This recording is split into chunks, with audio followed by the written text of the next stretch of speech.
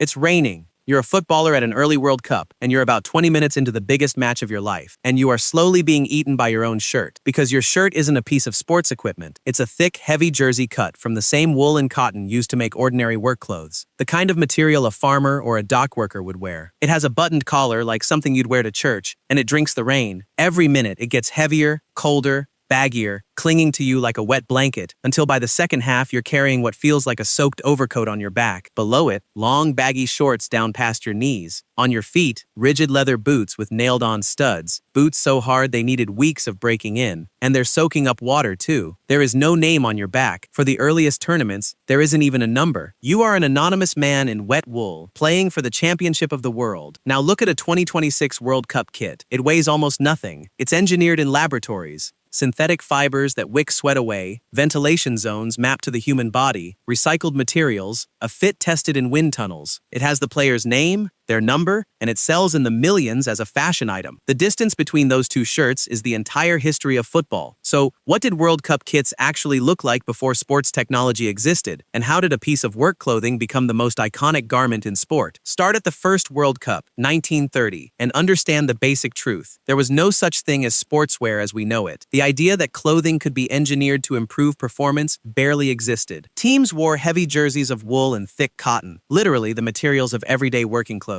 in one solid national color, with button-up collars. Uruguay in plain blue, sky blue, Argentina in stripes. England, when they finally deigned to show up in 1950, in plain white with almost nothing on it. Design, as a concept, didn't apply. A kit did exactly two jobs. It covered your body, and it told the referee which team you were on. That's it. Even goalkeepers only wore different colors because the rules had forced them to, back in 1909, so officials could tell them apart from everyone else. And the numbers on the back, the thing we now consider as fundamental to football as the ball itself, missing. Shirt numbers were a novelty experiment in the late 1920s in England, and they only became mandatory at the World Cup in 1938, which means the first two World Cups, including that legendary 1930 final, were played by unnumbered men. Journalists and fans identified players the old-fashioned way, by their faces, their builds, their haircuts. If you didn't know what the great players looked like, you simply couldn't tell who was who. As for names on shirts, forget it. Players' names didn't appear on World Cup kits until the 1990s. For over 60 years of World Cup football, the shirt told you the country, never the man. Now add weather, and the old kit stops being quaint and becomes an opponent. Natural fibers absorb water. That's what they do. So on a rainy match day, and there were plenty, a cotton or wool kit became a sponge. Shirts soaked up rain and sweat until they hung heavy and shapeless, roughly doubling in weight, dragging at your arms,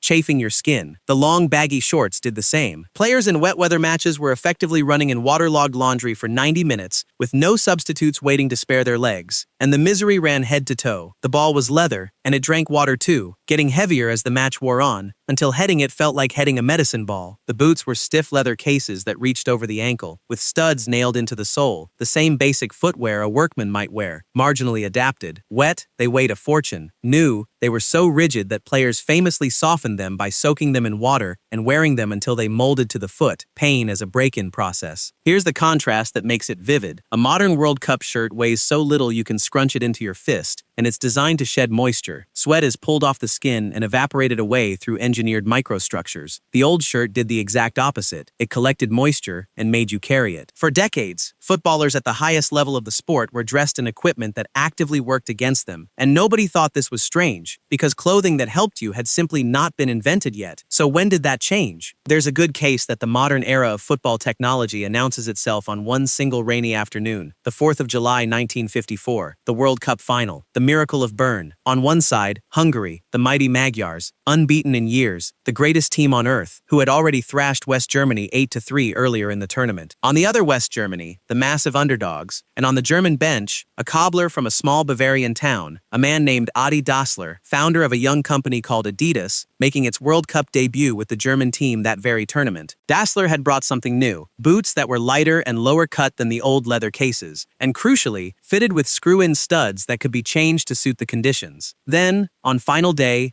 the weather turned. Rain hammered down. The Germans would later call it Fritz Walter weather, after their captain who thrived in the mud. As the pitch turned to soup, the story goes that Germany adapted their studs to the conditions, longer studs for grip in the mud, while Hungary slid through the deluge in their fixed stud boots. Germany, 2-0 down in 8 minutes, came back to win 3-2. The greatest team in the world was beaten in one of the biggest upsets in football history, and while tactics, spirit, and a heroic goalkeeper all mattered, the legend of Bern has always carried that extra detail. The underdogs had better equipment. A shoemaker's screw-in stud had entered World Cup folklore. That day did two things. It made Adidas, the company that would go on to dress and equip the World Cup itself for decades, and it planted an idea that would transform sport. What a player wears can decide what a player does. Kit was no longer clothing, it was technology. Something else was happening in this era too. The kit was becoming more than fabric, it was becoming identity. And no story proves it like Brazil's. Because here's a fact that shocks most modern fans. The most famous kit in football, Brazil's golden yellow, is not ancient tradition. Brazil used to play in white, and they wore that white in 1950,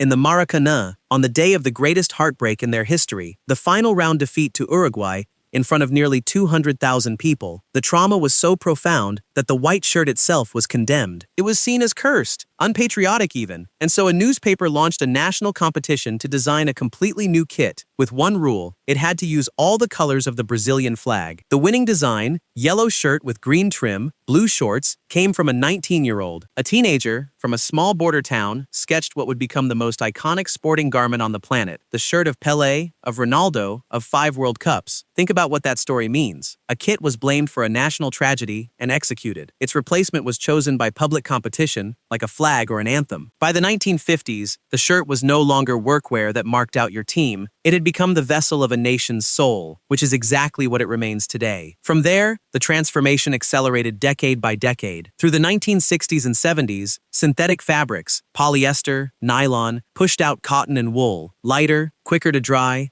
cooler to wear. By the 1982 World Cup, the natural fiber kit was essentially extinct at the top level. Even the ball joined the technology race. The famous black and white paneled Telstar of 1970 wasn't a fashion choice. It was engineered so viewers could actually see the ball on black and white televisions. Equipment was now being designed around science, television, and performance. And then came the money. In the 1970s, clubs realized fans would buy the shirt, replica kits were born, and the football shirt began its journey from equipment to merchandise to global fashion. Names appeared on World Cup shirts in the 1990s, turning every player into a walking brand. Today's kits are engineered like Formula One parts, body-mapped ventilation, laser-cut seams, recycled ocean plastics, and launched like fashion collections, selling in the tens of millions. The 2026 World Cup is expected to smash every jersey sales record in history. A century ago, the shirt was the cheapest thing on the pitch. Today, it might be the most profitable object in the entire sport. And that's the strange journey woven into every World Cup shirt you'll see in 2026. When a player pulls on that feather-light, lab-designed jersey, they're wearing the endpoint of a 100-year transformation, from work clothes to wonder fabric, from anonymous wet wool to a named, numbered, engineered second skin. Every problem the old kit inflicted, the weight, the water, the heat, the anonymity, has been solved so completely that we've forgotten the problems ever existed. But here's the thing worth remembering. The men in the soaked wool shirts and nailed boots played the same game. They ran the same distances, in equipment that fought them every step, with no name on their back and sometimes not even a number, and they produced football so glorious that the whole world wanted more of it. The technology didn't create the magic, it just stopped getting in its way. So the next time you see a fan wearing their nation's shirt, that sacred yellow, that famous white, those stripes, remember what that garment used to be: a piece of workwear, a rain sponge, an anonymous uniform. And remember that somewhere along the way, without anyone quite deciding it, the humble football shirt became something no laboratory can engineer, the flag you can wear.